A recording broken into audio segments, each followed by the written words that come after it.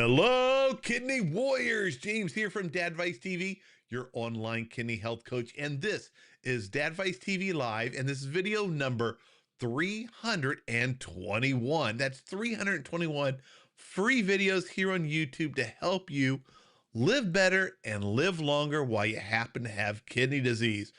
Now, one of the favorite shows every single month is what we're doing today, where we have an actual renal dietitian, the #1 resource that everyone who has kidney disease, in my opinion, should have in your corner, helping you be your best advocate for your health, to help you eat the right foods, not be afraid of foods, and help slow the progression of kidney disease. And every diet is different. There's no one size fits all. Your diet should be individualized for you, and a renal dietitian is by far the best person to do that. They're going to look at your labs. They're going to look at your lifestyle. Are you really active? Are you not really active? Do you not like eating certain things? They're going to help you find combinations that work for you. So today, get your questions ready. This is live, okay? So go ahead, type in your questions right there in the comments so we can see them, and we're going to try to answer as many as we can over the next half an hour. But let me bring on my co-host, the one, the only, from plantpoweredkidneys.com, which is both a website and a Facebook group that you should be a part of. I'm in there, and there's amazing, helpful, and positive stuff in there. Please welcome renal dietitian Jen Hernandez. Hey, Jen, how you doing? Hey, James. Hey, everybody. I am great. Enjoying the nice chilly weather we're in Florida, so chilly is very subjective. We're not getting the snow that I know a lot of people are getting. But hey, it is 64 degrees here. And so Florida standards, that Oh, is pretty chilly, I would say. we're going to hit wind chill at 0 on Thursday morning. Oh yeah, I know everyone's probably rolling their eyes at me. They're like, "Jen, knock it off. Don't even." But hey, I have always lived in like the southern part of the country, and so cold is not part of my thing. Anyway,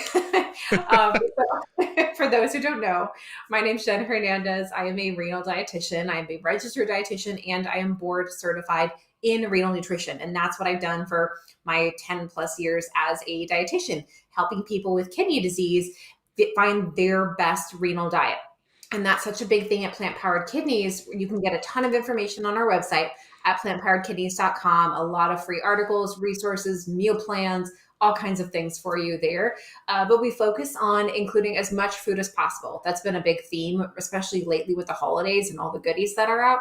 Talking about including as much food as possible, but still having that ultimate goal of protecting your kidney function, whatever amount of kidney function you have remaining. So that's what we do. And as James mentioned, we have a Facebook group. You're more than welcome to join that. There's over 12,000 members in there right now. And it's a very, very supportive, helpful community. So we welcome more people to join us at Plant Powered Kidneys. And you can find us on Facebook and Instagram, Plant Powered Kidneys, where I put out a lot of information, tips, and ideas there as well. Yep, and we got that QR code right up there on the screen. If you guys scan that QR code, it will take you right to Jen's website. It's also in the video description. We got links to that and her Facebook group and more information about them. All right, so we've got the comments started. People are also talking about their weather. We got 29 in Tennessee. It was snowing yesterday, according to Vincent.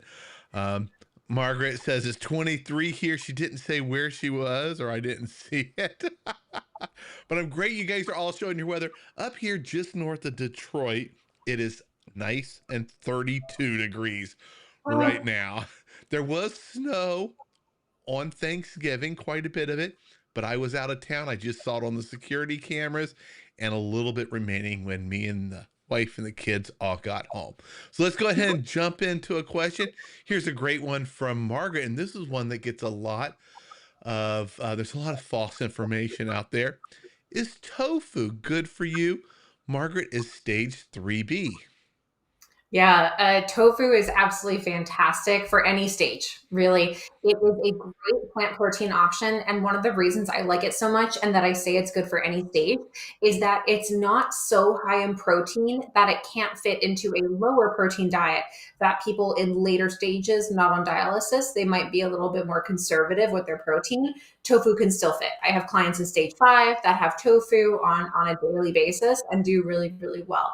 So it's an absolutely wonderful plant protein to include. I will say, some people find that tofu can be kind of difficult, and it's really, think of it like eating plain cooked chicken. Like you always would season your chicken. You'd always add something like marinade or spices or something. Like if you don't treat tofu the same way, you're gonna be like, oh, this is like no flavor, super boring, not really fun. But if you marinate it, you press it, you get rid of the liquid because it's basically condensed. It's condensed, solidified soy milk. I don't want to make it sound nasty. It's really not. It's really good. You guys. I'm not doing a good job of selling it right now, I don't think. Hey, But it's great to add into almost anything because it absorbs the yeah. flavor and it's an easy way to add flavors. That's why I like it. I have to be careful because I do have a soy allergy, and I Mm. discovered that early on in my kidney diagnosis. And I absolutely love edamame. So I kind of reserve my soy allowance for edamame. It's a great snack. Yeah, yeah, that is a very important thing to point out. If you have a soy allergy, tofu is probably not going to be the thing that you're really jumping into. But otherwise, I do find that it's a really, really good plant protein. And again, marinating it is key. Pressing it to get rid of the water that's in it, and then putting a marinade to replace that water.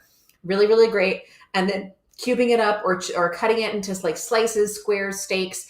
Air frying it is a really great way. Toss it in a little bit of cornstarch and then air fry it. It gets super crispy. Mm. It's so good. It's so good. I just had it I had it yesterday and today. Yesterday I had it as like part of a noodle bowl with some air fried tofu, and then today my lunch leftovers were the remaining of my Thanksgiving leftovers, which was a tofu ham steak, using a lot of flavors to basically create this steak of tofu, and it was really, really good. So yes, long story short, tofu, absolutely wonderful. Awesome. And I'm going to have to try it in the air fry with some cornstarch on it. It's so Yeah. good. It's so good. Yeah. I'm trying to do more and more stuff in the air fryer.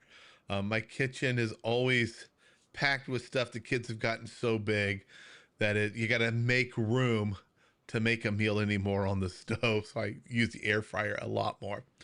Lone Star has a question. How do I kickstart to a better kidney health? Like, how can he get started on a good diet? Well, I love this question because it tells me right away that Lone Star is ready to make a change, ready to take care of their kidneys, which I absolutely love. Really, really love supporting people that are ready for those changes. And one of the first things that I really recommend, I strongly recommend, is to do your own kind of diet review. And this usually for me, when I work with a client, when we're getting started, I do a recall. We look at a few days of their normal eating patterns to see what their starting point is. And you can do this on your own. You can do it with your healthcare provider. You can use a food tracking app or tool. The one that I love is Chronometer. Actually, it's Chronometer. I had a call with them recently, and they Oh, very good. Chronometer. I was like, oh, I don't know if I can get used to that. I think I'm gonna keep going with Chronometer. But they told me I was saying it wrong. Well, they didn't actually call me out, but I've still. always said it wrong, I think. Yeah, but Chronometer, I do feel like it's a really, really great tool, and it does take a little bit to get used to. And there are some things that you kind of want to work through. But I teach a class. I teach a free class. You can find it at plantpoweredkidneys.com under the Work with Us information. We have classes and programs, and in there is the class, the free class of how to set up your Chronometer. And the reason I bring all this up is because you want to see where your starting point is. You want to look at your diet. You want to see how everything is adding up, how everything is coming together, how much protein you're getting, how much potassium, how much sodium, which a lot of people are like, oh, I don't add salt to my food. And that's not typically the problem anyway. But if you use an app like Chronometer that has a barcode scanner, you can scan the packages, you can scan the bread that you're using, you can scan the tortillas that you're using, and it'll tally up the sodium for you right there in the log. It gives you a lot of information. And I say, take that log, take that information, work with your healthcare provider, work with the dietitian, work with somebody who can help who can help decode it for you and explain to you. And it's really helpful to look at that alongside your labs to see how things are really lining up. So I think that is one of the best things to do to get started, to see what your starting point is. Where are you at in your journey? And that's going to come from what you're doing in the moment right now. Now, I'm going to add a follow-up question to that, which I know a lot of people ask.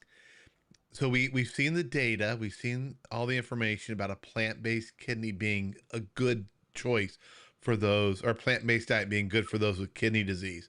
Does that mean giving up all meat?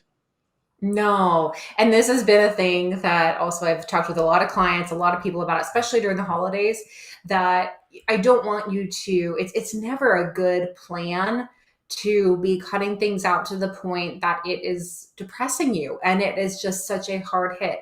And just like kidney disease, it doesn't happen overnight.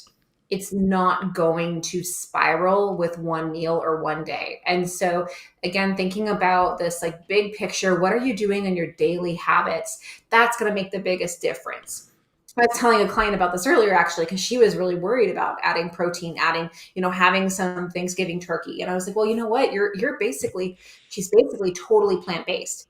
And so her body is doing really, really well. She's keeping her kidney function stable. She's doing great. And to have a little bit of animal protein on one day, it's a drop in the bucket. It's one meal out of the 21 plus meals of the week, out of the bigger math than Jen wants to do right now, out of the month. It's a very, very small amount. So don't worry about it. And then even so, if you want to keep animal meat in your diet on a more frequent basis, that's still possible too. You want to think about the nutrients that you can include, finding the leaner protein options that are still going to be healthy, not only for your kidneys, but for your heart, for your muscles, for diabetes, cholesterol, or other considerations. But you want to find the better options for you there, and it can still work. Great. Here's a question. I get a lot of these about water, the different types of water. And this one is alkaline water recommended or good for CKD stage 4? Yeah, there's been a lot of talk about this, and the research is just not there to support it. So, people can say, oh, I'm drinking this, but number one, alkaline water, any kind of water that's promoting a better pH or anything, it's saying it's better than normal water. You are paying for that marketing. You are paying for them to come out and say all of this stuff. But the research, the actual science behind it is not there. And hey, maybe down the road, maybe there will be research to say, yes, it's great. But right now, there's no evidence to say that drinking this is going to make any difference. And our body does work to do as best as it can to regulate our pH. And with kidney disease, yes, it does get more acidic. But again, on that constant habit of more dietary choices, like not restricting potassium unless your doctor specifically says you have to, but not restricting that, having a more moderate protein diet, making sure you're getting magnesium, not getting a ton of phosphates, those kinds of things are going to make a bigger difference because they've already been proven to make a bigger difference. Alkaline water, not proven. I think the only thing that alkaline water makes a difference is the amount of money left over in your wallet at the end of the month. Absolutely. Absolutely. All right. Mercedes de la Vega asks, what are some great plant-based proteins for CKD? And they happen to be stage 4. Okay, I'm sorry. I was catching up on some of the comments. Oh, yeah, there's a lot of comments. We've got some conversations going between people too, which is we have great. a lot of questions on here. Yeah, All right, they're looking for good plant-based proteins. So so the best ones are the ones that you like the most. There is, like I mentioned, there's tofu. There's tempeh, there's edamame, but also beans and whole grains. Those also provide protein. Even vegetables provide some protein. So think of it as, again, having more variety from a base of plants, of whole grains, vegetables, even nuts and seeds will provide some protein, not as much because they're very nutrient dense. So, be careful with a ton of nuts and seeds. You want to include some, but not a ton. But those are going to be really great. And then, there's even seitan, which is basically a gluten. So be careful if you have celiac, but it's a dough, it's a powder dough that you create, and you can actually make food replicas or food replicas. That sounds weird. You can make protein replicas or protein substitutions. So that one's a really good, but you probably want to watch some videos and learn a little bit more about it first. Yep, very good. Yeah, there's so many good options out there. And what I've learned that really helped me was combining things, and spices can make such a difference. And that's why I absolutely love stir fry. You just start mixing things up together and coming up with some kind of masterpiece that tastes great. And I think Yeah. I've become really good at making stir fry from just eyeballing stuff. Yeah. Margaret just posted, she was told that spinach is not good for you. Is that right? Well, I'm always curious as to like what about it is not good. Like, what did they say that there's a certain nutrient? Because it is nutrient rich, which is great, but I know spinach has gotten some hate on social media, which is, you guys, someone will always pick on some type of food. This is social media. They're looking for buzzwords, they're looking to get under your skin, they're looking to shock you, and they will say anything. Help us all, please. It's a lot. So just be cautious when people are saying, "Oh, you can't ever have this. This will kill you." Yeah, like, no, like, let's all take a second.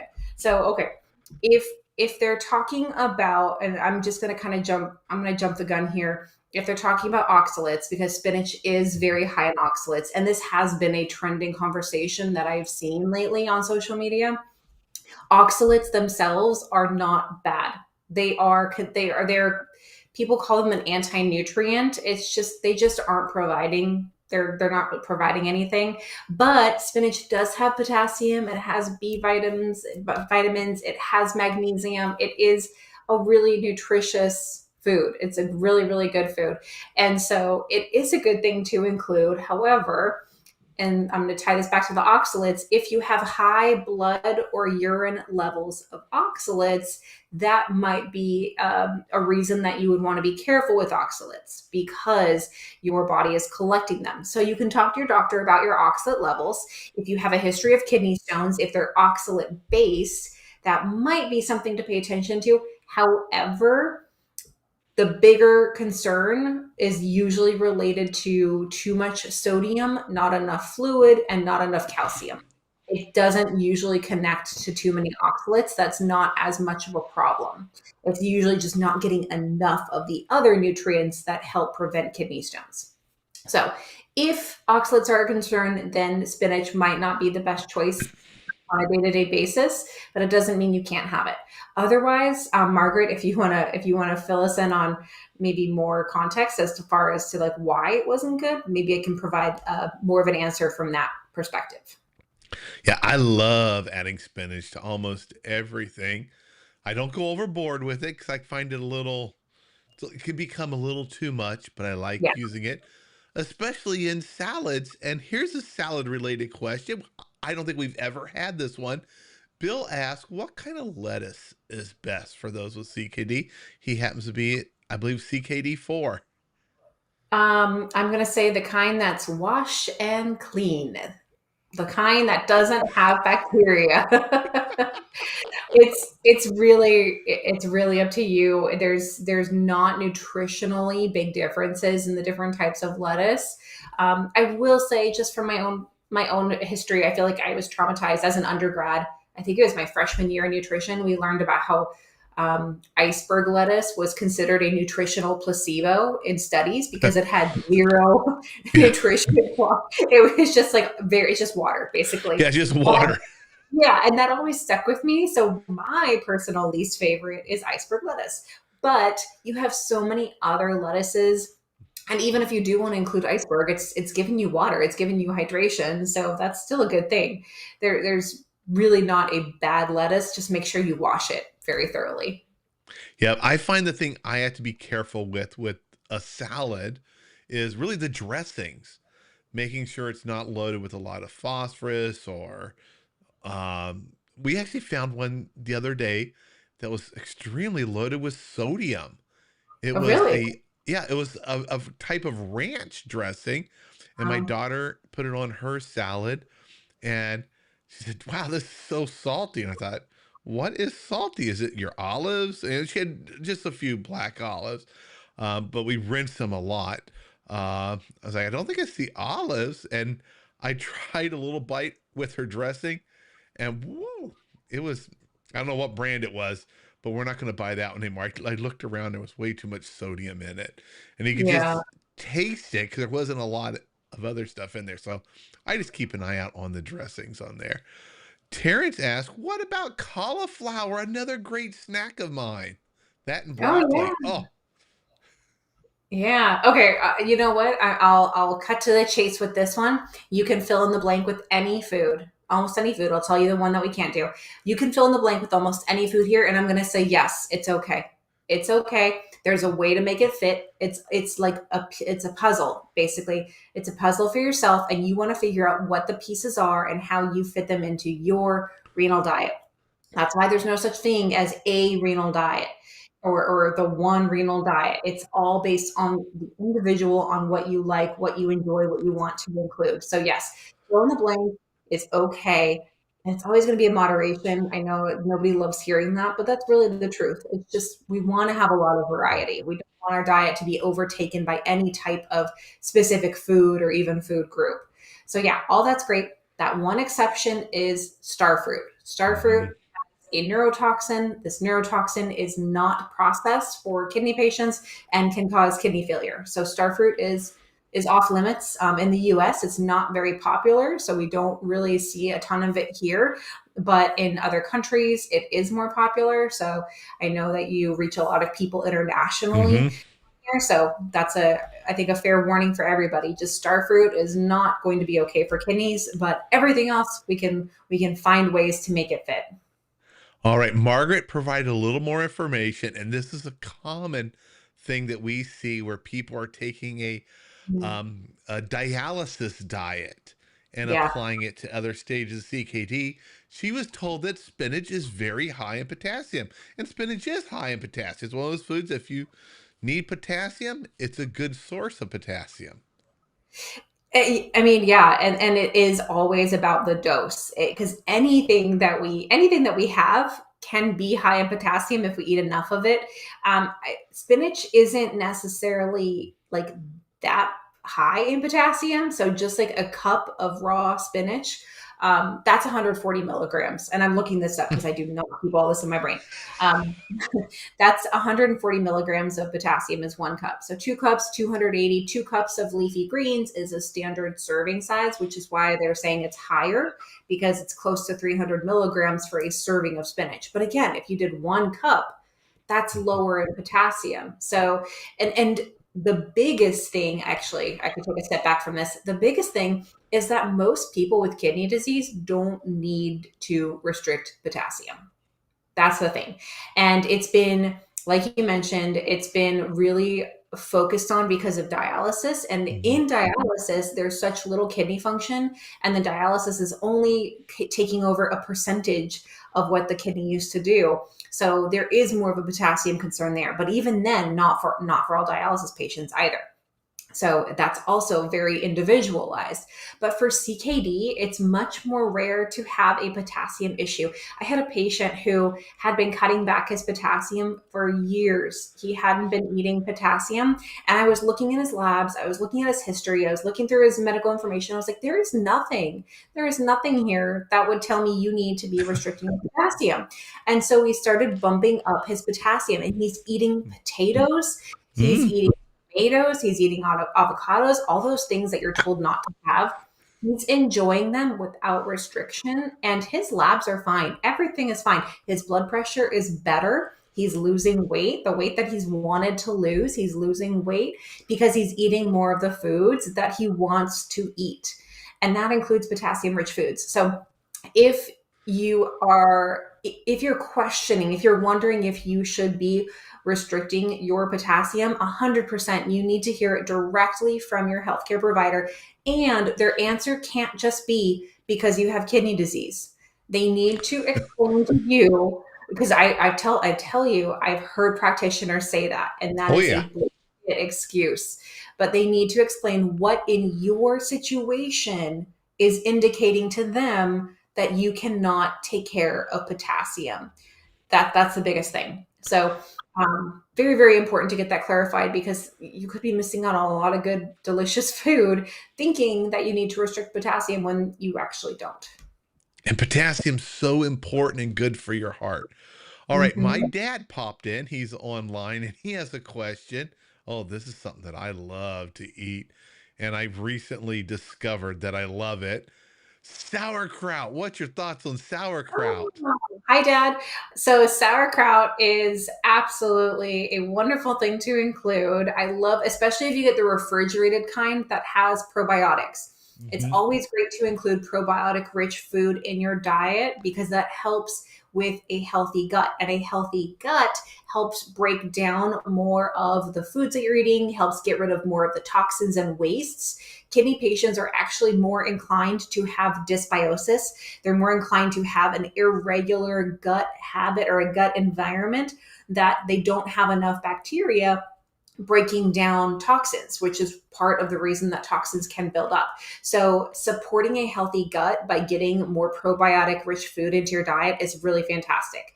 So, again, it needs to be refrigerated because the fermented foods with probiotics like yogurt, that needs to be in the refrigerator. Kimchi is another example. It needs to be in the refrigerator, and it probably will have something on the label that indicates there's probiotics in it.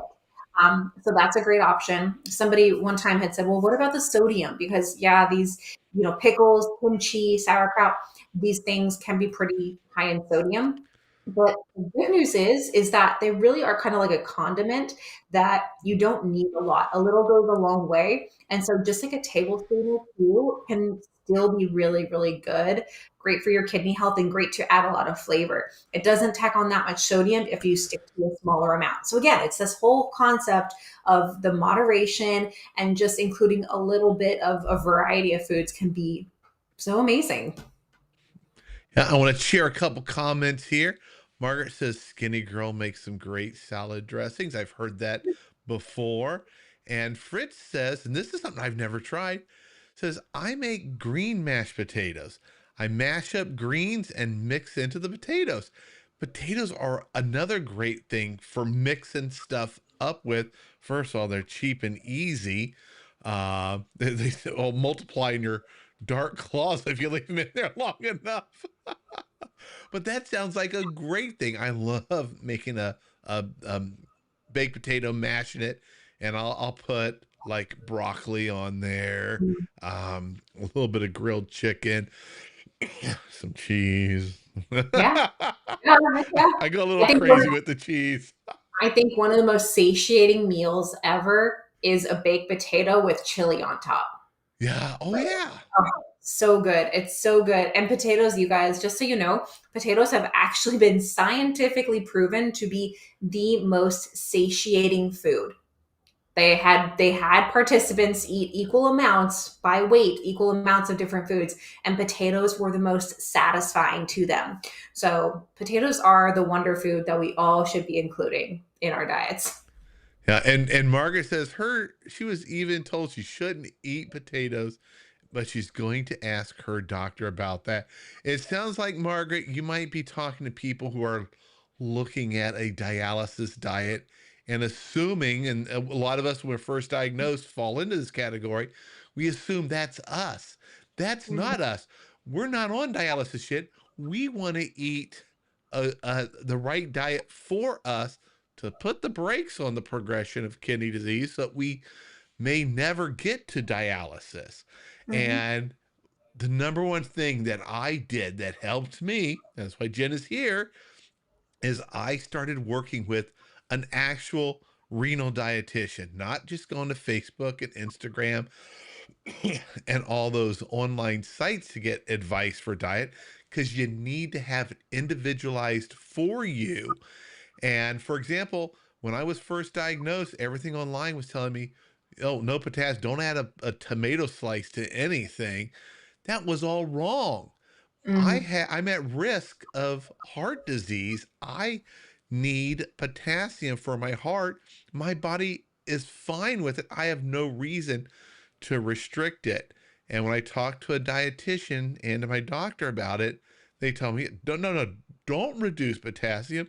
You need it. If you go crazy with it, your labs will show it and we'll have you cut back on it. But right now, go ahead and enjoy things. And I love like avocado, having a banana for breakfast. I'm thrilled with all that. Now we Yeah. are just past our time. Is there any last things you'd like to add as we go into, we're kind of that time of year where there's lots of foods and treats. Are there any last minute, recommendations or tips for those of us out there with kidney disease? Yeah. So, a big part of the holidays is about being with loved ones. And a part of that also includes enjoying comfort foods, enjoying special foods that are really tied to the holiday season. And it's important to keep those ties. It's really, really important to keep those connections. And it was something I talked about with a client just today. She was talking about totally avoiding her family for the holidays. She was so worried about what to eat and so worried, thinking that she wasn't going to be able to enjoy that. But it's not.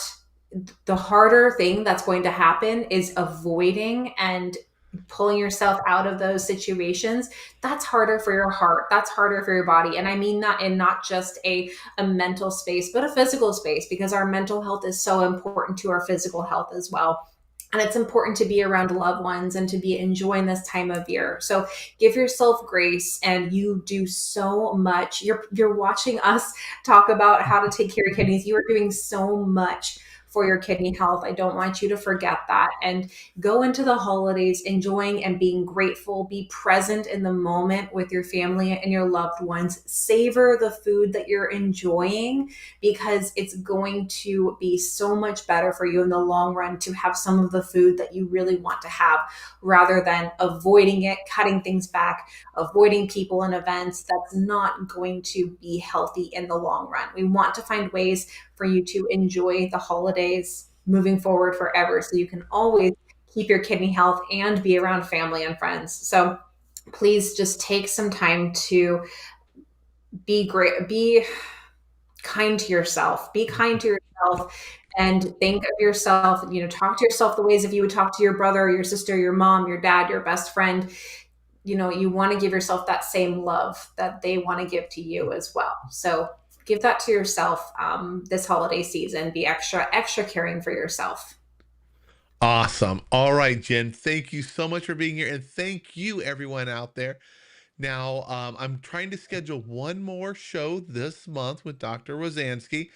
With the holidays coming up, we'll see when, if we can get that worked out. If not, we'll be back for the new year. And I've got a lot of new doctors lined up to come on and talk about other topics. So there's going to be so much great information next year. I want everyone out there to enjoy the holidays, and don't feel bad if you eat something that isn't normally on your diet. You're just doing it once, you know. Treat yourself, enjoy yourself, and then, you know, add some veggies next time. That's kind of what I try to do. All Yeah, right. just add the veggies. Yeah, Yeah. there we go.